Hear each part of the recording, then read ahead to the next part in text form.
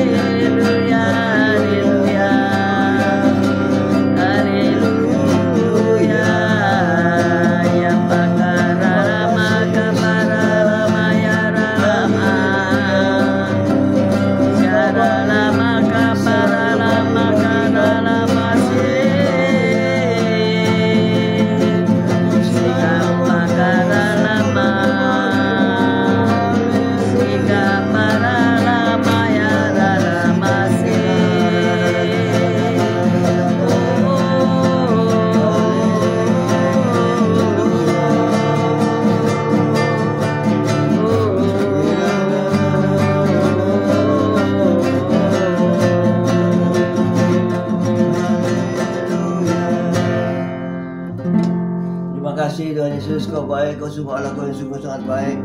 Pagi hari ini Kau tetap menyertai kami dalam siaran gembala, siaran renungan pagi hari ini ya Tuhan. Sebentar lagi kami baca firman-Mu, merenungkan firman-Mu. Kau buka hati pikiran kami agar kami dapat menerima firman-Mu. Berikan roh pengertian bagi kami agar kami mengerti akan firman-Mu, dan berikan iman yang kuat bagi kami agar kami dapat melakukan firman-Mu dalam kehidupan kami ya Tuhan Yesus. Kami serahkan kehidupan kami sepanjang hari ini bersama semua rekan-rekan peserta daripada renungan pagi hari ini ke dalam tangan-Mu, di dalam kuat kuasa-Mu, di dalam perlindungan-Mu, di dalam penyertaan-Mu, di dalam kasih-Mu, juga di dalam berkat-Mu ya Tuhan. Dan Kau tetap berikan kesehatan, kekuatan bagi tubuh kami agar kami dapat melayani Kau lebih lagi. Dalam nama Yesus kami sudah berdoa dan mengucap syukur. Amin, amin, amin. Haleluya, puji Tuhan. Selamat pagi semuanya. Morning, haleluya, puji Tuhan.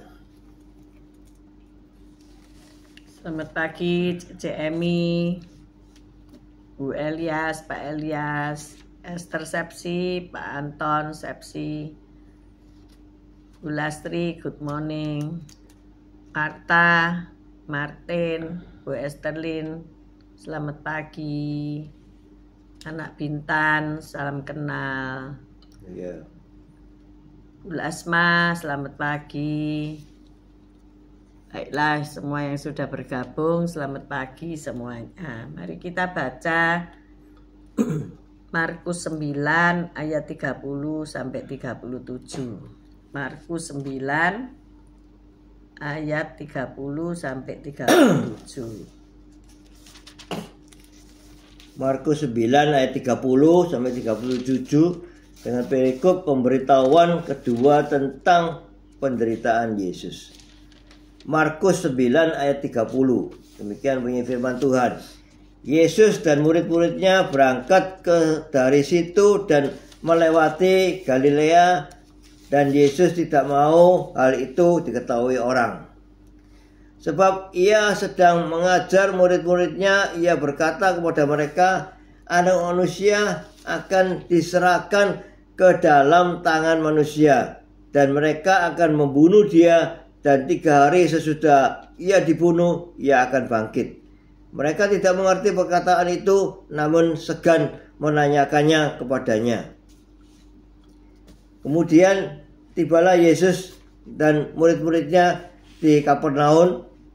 Ketika Yesus sudah di rumah, ia bertanya kepada murid-muridnya, apa yang kamu perbincangkan tadi di tengah jalan? Tetapi mereka diam, sebab di tengah jalan tadi mereka mempertengkarkan siapa yang terbesar di antara mereka. Lalu Yesus duduk dan memanggil ke-12 murid itu. Katanya kepada mereka, jika seseorang ingin menjadi yang terdahulu, hendaklah ia menjadi yang terakhir dari semuanya dan pelayan dari semuanya. Maka Yesus mengambil seorang anak kecil dan menempatkannya di tengah-tengah mereka. Kemudian ia memeluk anak itu dan berkata kepada mereka, barang siapa menyambut seorang anak seperti ini dalam namaku, ia menyambut aku. Dan barang siapa menyambut aku, bukan aku yang disambutnya, tetapi dia yang mengutus aku. Amin. Amin, amin, amin, amin. Siapa yang terbesar di antara murid? Kemudian Yesus menunjuk ayat 37 ya. Barang siapa menyambut seorang anak seperti ini dalam namaku, ia menyambut aku.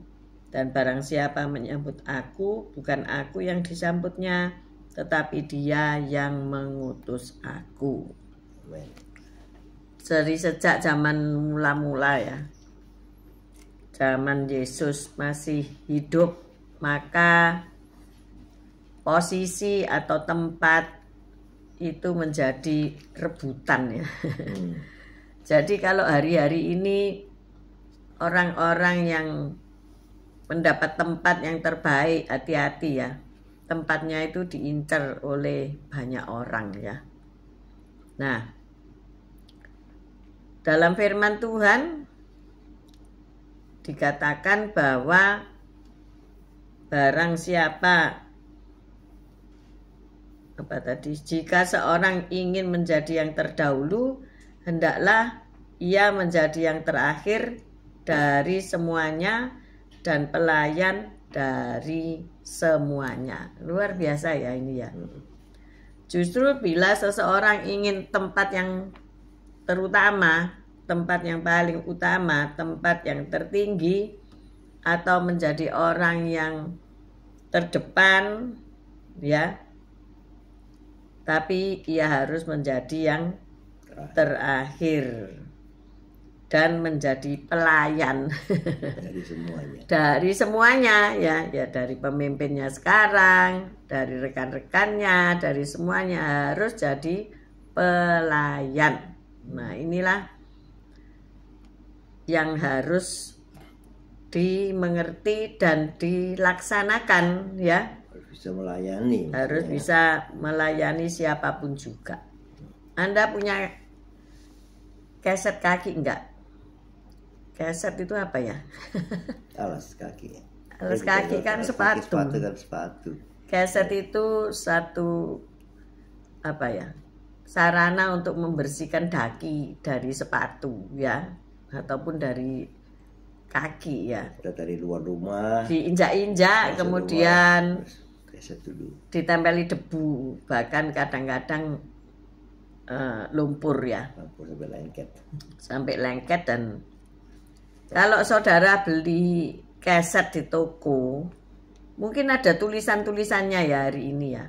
Bagus-bagus, ada yang model hati lah, ada yang home sweet home lah, ada yang mungkin apa shalom, belum ketemu ya yang tulisannya shalom. Toilet ada tulisannya. Ya ada macam-macam toilet di toilet. Macam-macam tulisan, macam-macam warna ya. Bagus-bagus ya. Nah, saudara milih apa?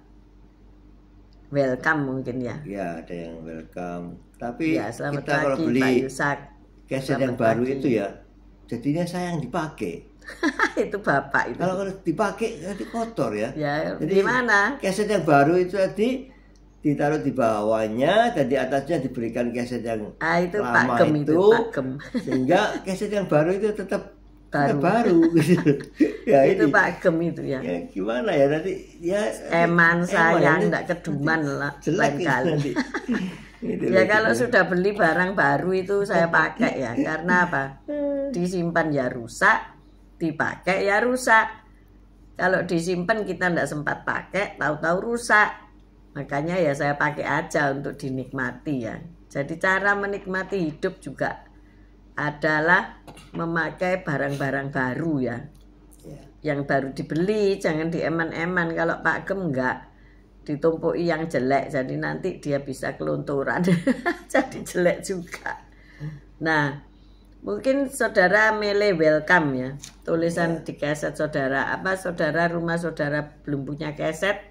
Nah, coba beli keset. Tulisannya apa ya? Welcome, selamat datang. Kalau kita renung-renungkan ya, di depan rumah ada keset.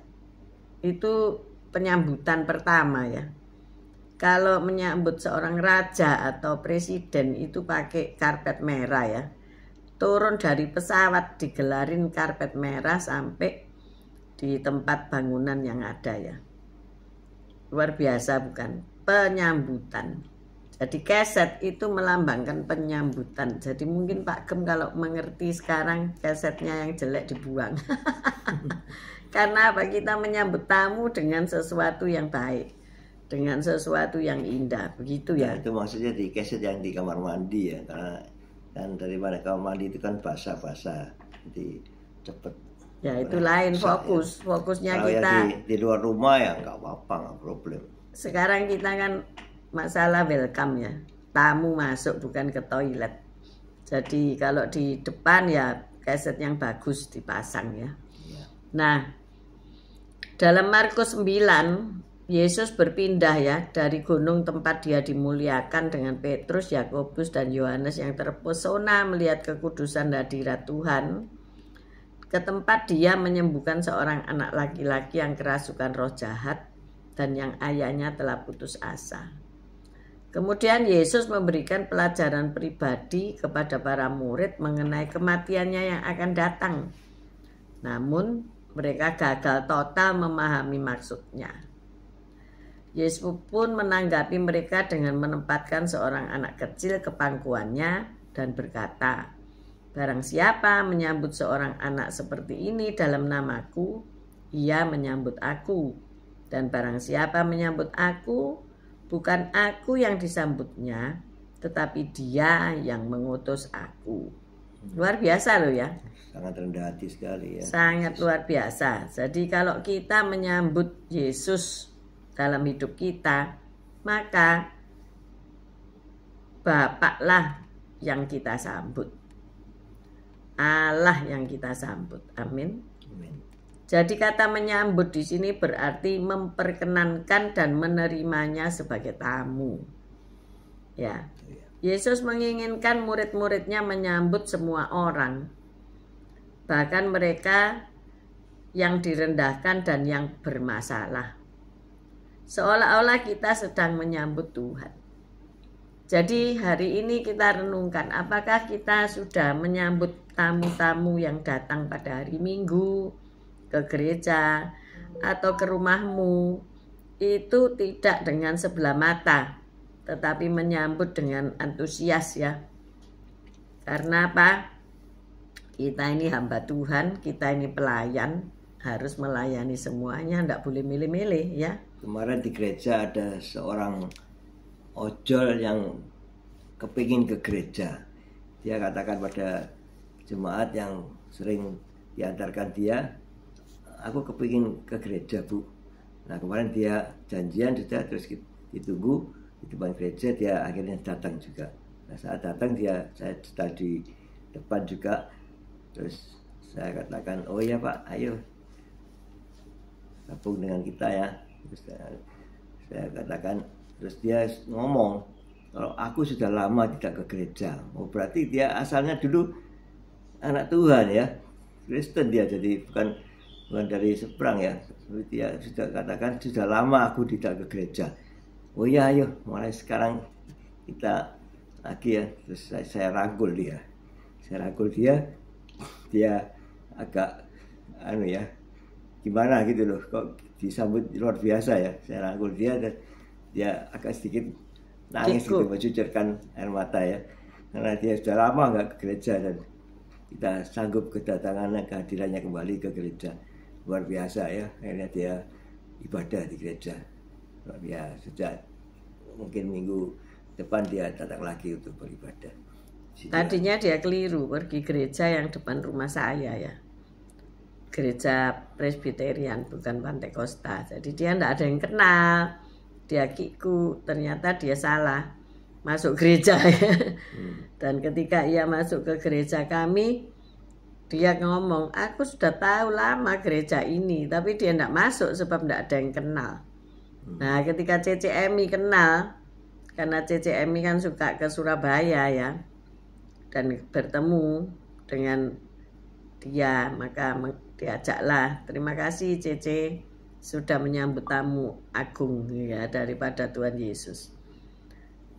Andai kata setiap orang punya empati seperti ini ya, dan mengajak mereka untuk datang kepada Tuhan, tentu Tuhan segera datang ya, tidak berlambat-lambat lagi.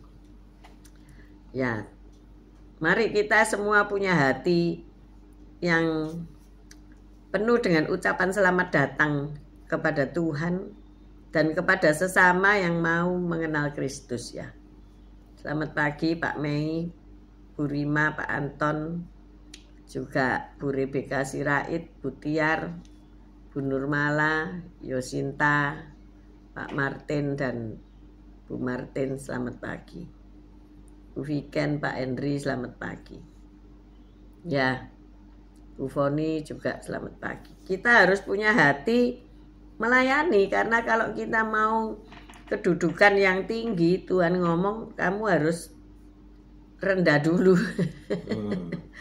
Harus rendah dulu. Pesawat terbang itu kan tidak mungkin ya langsung naik di ketinggian berapa puluh ribu meter gitu, tidak mungkin. Tapi ia lepas landas dulu ya, melandas dulu, berjalan di daratan dulu, baru dia terangkat naik. dengan apa? Kekuatan mesin dan juga dorongan angin ya. Itu semua ada perhitungannya. Kita kalau kita ingin menjadi yang tinggi, ya harus dari rendah dulu ya. Nggak bisa ujuk-ujuk terus tinggi ya. Walaupun engkau mungkin anaknya konglomerat, tetapi ketika engkau belajar untuk melayani Tuhan, belajar untuk bekerja di dunia bisnis, maka engkau akan memulainya dari bawah dulu ya, ndak ujuk-ujuk atas, karena harus belajar kan, harus belajar sesuatu yang dari rendah sampai tinggi itu apa yang dilakukan, apa yang harus hikmatnya itu bagaimana gitu ya. Tak bisa terus mentang-mentang terus duduk sebagai pemimpin ya. Yang nggak tahu apa-apa. Nggak tahu apa-apa, nanti ditipu banyak orang. Kalau kita mau buat sebuah kafe, ya kita harus tahu dulu daripada kopi itu ya, bagaimana mesin-mesinnya kopi itu, bagaimana proses dari biji kopi bisa menjadi kopi bubuk itu. Nah itu kita harus tahu, dan jenis-jenis kopi itu kita harus mengetahuinya, sehingga pekerjaan itu kita bisa berlangsung dengan baik ya. Kita harus menguasai gitu, maksudnya ya, menguasai bidang itu gitu, baru kita bisa melejit ya. Nggak ujuk-ujuk kita asal bayar orang aja semua bikin, semua bisa. Nah akhirnya kita bangkrut, dibohongi oleh anak buah kita yang lebih pandai ya daripada kita ya. Jadi barang siapa, tadi kita ulangi ya, jika seseorang ingin menjadi yang terdahulu, hendaklah ia menjadi yang terakhir dari semuanya dan pelayan dari semuanya. Nah, kemudian Yesus mengambil seorang anak kecil dan menempatkannya di tengah-tengah mereka. Kemudian ia memeluk anak itu dan berkata kepadanya, barang siapa menyambut seorang anak seperti ini dalam namaku, ia menyambut aku. Dan barang siapa menyambut aku, bukan aku yang disambutnya, tetapi dia yang mengutus aku. Oh, luar biasa kan ya.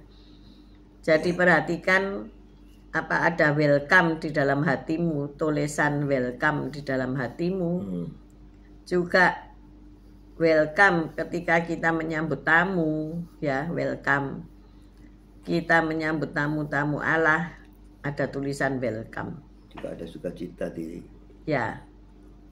Kemarin saya sempat untuk datang kepada seseorang jemaat dari KPK kami ya, yang diberikan kesempatan oleh saudara iparnya untuk menempati rumah tinggalnya yang sangat jauh dari kota ya, di pinggiran pantai timur daripada Sidoarjo ya, tepatnya di daerah Sedati ya, tempat pemancingan ikan dan tempat ladang garam ya. Kalau saya melihat rumahnya modelnya bagus loh ya, rumah-rumah masa kini, rumah baru belum ditempati, lantai 2 lantai ya. Dan luar biasanya depannya ladang garam ya, terus penuh dengan kincir air yang untuk menimba garam itu ya. Garam itu kan dari air laut yang dikeringin, jadi ada banyak tumpukan garam di situ. Nah, pikiran saya terus begini, jauh ya mereka ke gereja, bisa terlambat gitu ya, harus 1 jam di depan, bahkan 1,5 jam kalau macet ya. Tapi hari Minggu ya enggak macet, enggak terlalu macet. Tapi di situ langsung ada enggak gereja di situ ya, tempat mereka bisa dekat untuk beribadah. Saya pikiran sudah begini, oh bisa didirikan pos PI di sini ya. Ketika ada satu orang yang percaya Kristus, anak Tuhan, pasti jiwa-jiwa akan datang menghampiri. Amin. Dan teristimewa pasti ada keluarga baru yang punya anak-anak. Mungkin kita bisa menjadi berkat di sana. Bukan berarti menjadikan mereka Kristen, dalam secara harafiah ya, tetapi kita membagi berkat mungkin memberikan les ya, memberikan pelajaran untuk anak-anak ya, karena banyak di antara mereka pasti yang tidak mau sekolah ya, mereka pasti maunya main ya, dan juga ibu-ibu mungkin untuk nganterin sekolahnya jauh ya, jadi gurulah yang harus datang ke tempat itu. Nah, itu memang satu perjuangan yang luar biasa ya. Nah, apakah mereka menyambut secara baik, niat baik kami, ya kita tidak tahu. Tetapi ketika ada satu orang di sana, itu ada tempat untuk mengajar mereka ya, karena juga yang punya rumah punya anak-anak kecil 3 ya, yang perlu diajar. Maka inilah satu perjuangan, satu visi misi dari pekabaran Injil Amanat Agung kita ya, yaitu menjadikan semua bangsa murid Kristus. Ya, kita minta dukungan doa, kita baiklah berdoa supaya ada juga guru-guru yang mau diutus ke sana untuk mengajar sebagai tanggung jawab kita sebagai guru ya. Kalau kita mau yang enak-enak, mau yang di kota besar, mau yang ada fasilitasnya cukup, nah itu tidak ada perjuangan ya. Tetapi bagi seorang pejuang, ketika kita harus pergi ke daerah terpencil, ke daerah yang sulit untuk dijangkau, maka itu upahnya gede sekali pasti ya. Tapi saya yakin dan percaya ada hati orang-orang yang mau ya caring terhadap anak-anak supaya mereka mengenal Kristus, supaya mereka bisa belajar baca tulis, supaya mereka nanti bisa mengenal siapa Tuhan mereka, dan mereka akan berjaya sukses dalam hidup mereka masa depan. Amin. Amin. Mari kita berdoa. Selamat pagi Pak Walden, Bu Lydia. Mari kita berdoa. Ya Tuhan, terima kasih atas firman-Mu yang diterima dalam kehidupan kami. Ya Tuhan, kami mau datang di hadirat-Mu seperti anak-anak Tuhan, yang mempunyai hati yang tulus, tidak punya motivasi yang jelek, sehingga kami dengan sukacita bisa menghampiri Engkau Tuhan. Kami mau duduk diam mendengarkan firman-firman-Mu, dan kami mau Kau utus untuk menjadi pelayan-Mu. Terima kasih Tuhan Yesus, kalau Kau sudah berikan kami hati yang rendah untuk kami bisa melayani sesama. Sungguh suatu hal yang luar biasa bagi kami dan Tuhan, karena Engkau mau peduli, Engkau sudah pilih kami untuk kami menjadi pelayan-Mu ya Tuhan Yesus. Terima kasih Tuhan. Haleluya. Amin.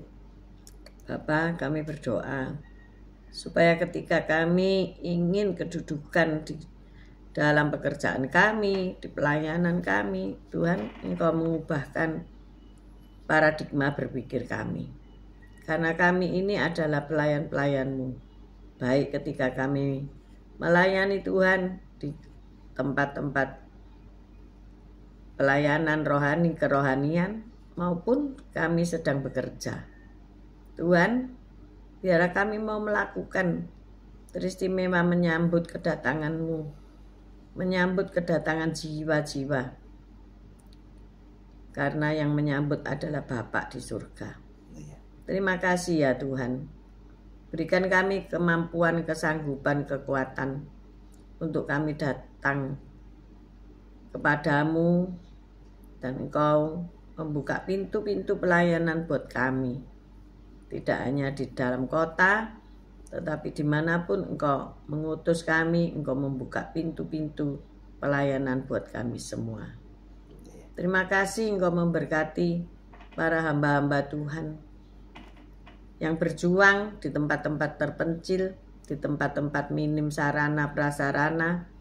Kami menyerahkan semuanya ke dalam tangan kasih-Mu. Biarlah kami dapat memuliakan Allah dalam seluruh kehidupan kami. Di dalam nama Yesus Kristus Tuhan, kami sudah berdoa dan mengucap syukur. Amin. Selamat hari Senin. Tuhan melindungi engkau. Tuhan menyinari engkau dengan wajahnya dan memberikan engkau kasih karunia. Tuhan menghadapkan wajahnya kepadamu dan memberikan engkau damai sejahtera. Terimalah berkat dari Allah Bapa, Putra dan Roh Kudus, berkat kasih, sukacita, damai sejahtera mulai pagi hari ini sampai Maranatha. Tuhan Yesus datang untuk kedua kalinya, bahkan sampai selama-lamanya. Mari yang sudah menerima berkat Tuhan katakan bersama, amin, amin, amin. Selamat hari Senin, semangat. Semangat Baru semuanya. Senin God lagi, Senin bless lagi. you. Haleluya, puji Tuhan. Puji Tuhan. Semangat. Semangat. Sukacita. Haleluya, puji Tuhan. See you tomorrow guys.